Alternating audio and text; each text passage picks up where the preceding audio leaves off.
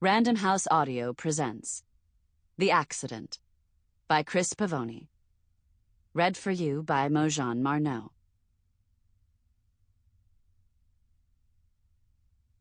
Is it possible to succeed without any act of betrayal? Jean Renoir. Prologue. He awakens suddenly, in terror. He spins his head around the spare room, searching the darkest shadows in the blue wash of moonlight, sitting bolt upright, head cocked, alert for noises. He reaches his hand across his body and grabs the gun. As he becomes less asleep, he realizes what woke him. The gun won't help. He returns the weapon to the end table, next to the ever-present water bottle. He swigs, but his stomach is roiling, and it takes a couple of seconds before he manages to swallow. He walks to the end of the hall, to the room he uses as an office. Just a desk and a chair in front of a window. The reflection of the moon shimmers in the Zurich See, a block away from this Victorian pile of bricks and wrought iron, covered in blooming wisteria, its scent spilling through the windows, seeping through the walls. He jiggles the mouse to wake his computer, types in his password, launches the media player, and opens the live feed of streaming video.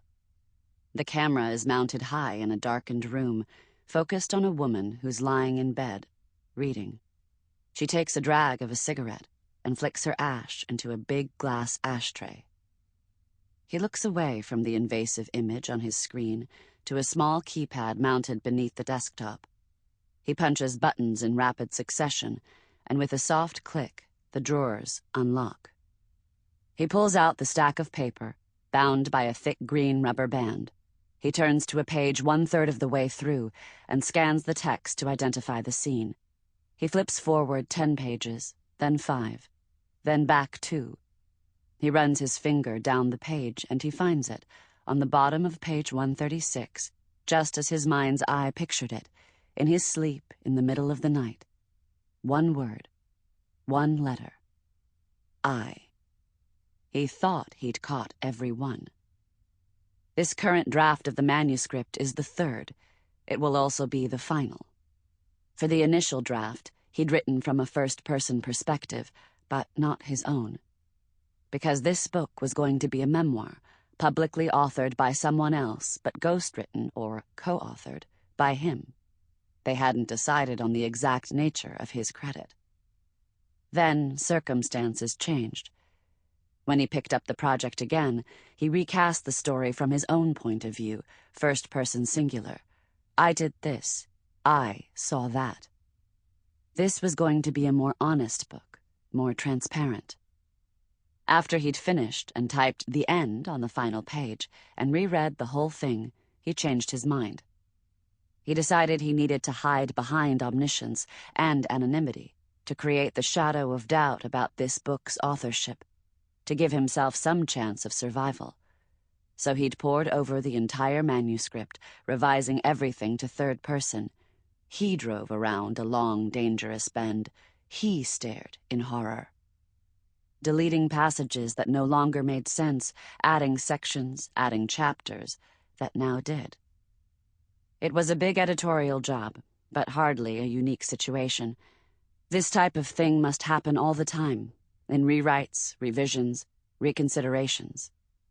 An author combs through every page, recasting point of view, replacing nouns and verb conjugations, over and over and over, thousands of times. But he misses one of these pronouns, or 2. Just a little mistake, a couple of typos. Not a matter of life or death. The Accident, page 488. Epilogue. There is no single person in the world who can verify the entirety of what's in these pages, but there is one person who can come close, the subject himself, Charlie Wolfe. There are other people who could, if properly motivated, attest to the individual realities, one incident at a time, in which they had direct first-hand knowledge. Perhaps this book will be that motivation to those witnesses, an impetus to reveal their truths, to verify this story. But the author isn't one of those possible witnesses, because if what you are reading is a finished book, printed and bound and distributed into the world, I am, almost certainly, dead. The end. Part 1. Morning. Chapter 1. It's just before dawn when Isabel Reed turns the final sheet of paper. Halfway down the page, her mouth falls open, her heartbeat quickens. Her eyes dart across each typescript line at a rapid-fire pace, accelerating as she moves through the final paragraph, desperate to arrive at a revelation, to confirm her suspicions. She sucks in her breath and holds that breath for the last lines. Isabel stares at the final period, the little black dot of ink. Staring. She lets out her breath. My God. Astounded at the enormity of the story. Disappointed at the absence of the confirmation she was hoping for. Furious at what it means. Terrified at the dangers it presents. And, above all, heartbroken at the immensity of the betrayal. Betrayals. She puts the page down on the fat stack of paper that sits on the bedspread, next to a crumpled soft pack of cigarettes and an overflowing crystal ashtray, a mildly snarky birthday present from a passive-aggressive colleague. She picks up the manuscript with both hands, flips it over, and uses her thumbs to align the pages. Her hands are trembling.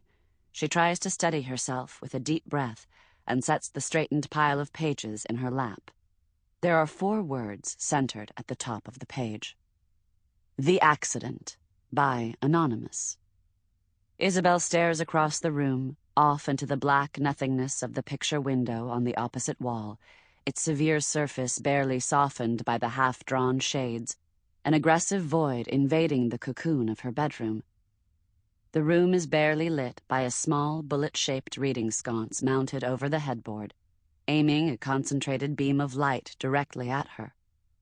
In the window, the light's reflection hovers above her face, like a tiny sun illuminating the top of her head, creating a halo. An angel. Except she's not. She can feel her body tense and her jaw tighten and her shoulders contract in a spasm of rage. She tries to suppress it, bites her lip, brings herself under the flimsiest tether of control. Isabel draws aside the bedspread, struggles to a sitting position. It's been hours since she has shifted her body in any appreciable way, and her legs and back are stiff and achy. Old, if she had to choose a word for her joints. Her legs dangle over the side of the mattress, her toes searching for the fleece-lined slippers. Along the wall, long slivers of aluminum shelves, hundreds of horizontal feet, are filled with neat stacks of manuscripts, their authors' names written with thick black Sharpie into the sides of the stacks of pages. Tens of thousands of pages of proposed books of every sort, promising a wide assortment of entertainment and information, produced with a broad range of skill levels. These days, everyone younger than Isabel seems to read manuscripts and proposals on e-readers, quite a few of those older, too. But she feels uncomfortable, unnatural, sitting there holding a little device in her hands. Isabel is of the generation that's just old enough to be congenitally uncomfortable with new technologies. When she started her first job, she didn't have a computer at her desk. A year later, she did. Maybe next year she'll start using one of those things, but for now she's still reading on paper, turning pages, making notes with pens, surrounding herself with stacks of paper, like bricks, bunkered against the relentless onslaught of the future. And for the accident, she didn't even have a choice. Because although nearly all new projects are now delivered to her office electronically, this submission was not. She shuffles down the hall, through the darkness, turns on the kitchen lights and the coffee machine, switched from auto on, which is set to start brewing an hour from now, to on, and the small television, filling the silent, lonely apartment with humming electronic life. Isabel had been reading frantically, hoping to discover the one assertion that rang untrue, the single mismatched thread that would Sample complete. Ready to continue?